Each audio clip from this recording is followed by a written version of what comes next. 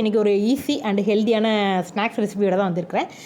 இது வந்து மொத்தமாக செஞ்சு வச்சுட்டு ஒவ்வொரு நாளைக்கு ஒவ்வொன்று சாப்பிடுவாங்கன்னு சொல்லிட்டு செஞ்சு வச்சுட்டு ரெஸ்ட் எடுத்துகிட்டு வரதுக்குள்ளேயும் தட்டு ரெஸ்ட் எடுத்துகிட்டு இருக்கேன். என்னடான்னு பார்த்தா 2 பேரும் கூட்டணி சேர்ந்து அதை காலி பண்ணியாச்சு. இந்த மாதிரி சாப்பிட்ற விஷயத்தில் நம்மளை ஜாயின் பண்ண மாட்டாங்க, அவங்களே ஒரு கூட்டணி சேர்ந்துப்பாங்க. பாப்பா ஒரு பொரி மாதிரி செஞ்சுருந்தா அந்த பீச் சைட்லாம் கொடுப்பாங்கல்ல, அதை தான் 2 பேரும் உட்காந்து சாப்பிட்டுட்டு இருந்தாங்க. பட் இந்த கூட்டணி பார்க்க ரொம்ப அழகாகவே இருக்குது, நல்ல கூட்டணி தான். எனக்கு வைக்காமல் எதையுமே சாப்பிட மாட்டாங்க. சரி, நம்ம ரெசிபிக்குள்ளே போகும். இதுக்கு வந்து நட்ஸ் எல்லாமே உங்களுக்கு தேவையான நட்ஸ் எல்லாம் எடுத்துக்கலாம். சீட்ஸ் வந்து கொஞ்சம் கம்மியாக, எல்லா சீட்ஸும் எடுத்துக்கலாம். கொஞ்சம் நட்ஸை விட சீட்ஸ் கொஞ்சம் கம்மியாக இருந்தால் கொஞ்சம் டேஸ்ட் நல்லாயிருக்கும். மோஸ்ட்லி இதில் வால்நட் எல்லாமே சேர்ப்பாங்க. நான் நிலக்கடலை சேர்த்துருக்கேன்.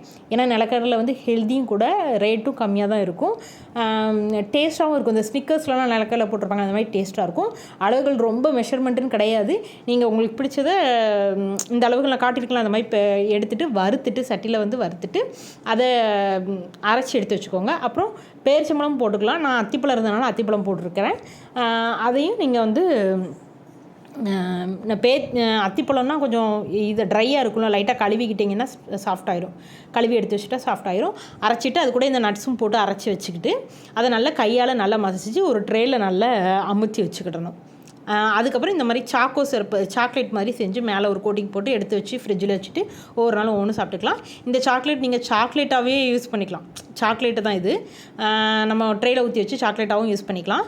இது எப்படி செய்யணும் அப்படின்னா, 1/2 cup sugar, 1/2 cup choco powder, then கொஞ்சமாக வெண்ணிலா எசன்ஸு, கொஞ்சம் சால்ட்டு, அப்புறம் கொஞ்சம் ஒரு ஸ்பூன் வந்து கார்ன்ஃப்ளவர் மாவு ஆட் பண்ணணும். அப்புறம் வந்து 1 கப் பால். இவ்வளவும் நான் காட்டியிருக்க மெஷர்மெண்ட் இது எல்லாமே காட்டியிருப்பேன். அதில் அந்த அளவு நீங்கள் வந்து நாட்டு சர்க்கரையும் சேர்த்துக்கலாம். நான் வந்து சுகர் தான் சேர்த்துருக்கேன். நாங்கள் ரொம்ப அவ்வளோவா சுகர் எடுக்க மாட்டோம். சரி, இதுக்கு ஒரு டேஸ்ட் இருக்கட்டும்னு எடுத்துருந்தேன். நாட்டு சர்க்கரையிலையும் செஞ்சுருக்கேன், நல்லா தான் இருக்கும். ஸோ நீங்கள் அந்த மாதிரி செஞ்சுட்டு அதனால் அந்த அடுப்பில் இது அவ்வளோ மிக்ஸ் பண்ணதுக்கப்புறம் அடுப்பில் வச்சு கிண்டிகிட்டே இருந்தீங்கன்னா அந்த சாக்லேட் கன்சிஸ்டன்சிக்கு வந்துடும். அதுக்கப்புறம் அதில் நீங்கள் ஒரு நல்ல பெரிய ஸ்பூனுக்கு பட்டர் ஆட் பண்ணிக்கணும். ஆட் பண்ணி கிண்டி இறக்கிட்டிங்கன்னா சாக்லேட் ரெடி ஆயிரும். அதை மேலே கோட்டிங் பண்ணி ஸ்ப்ரெட் பண்ணி சாப்பிட்டு பாருங்கள், ரொம்ப டேஸ்ட்டாக இருக்கும். ட்ரை பண்ணிவிட்டு சொல்லுங்கள். தேங்க்யூ.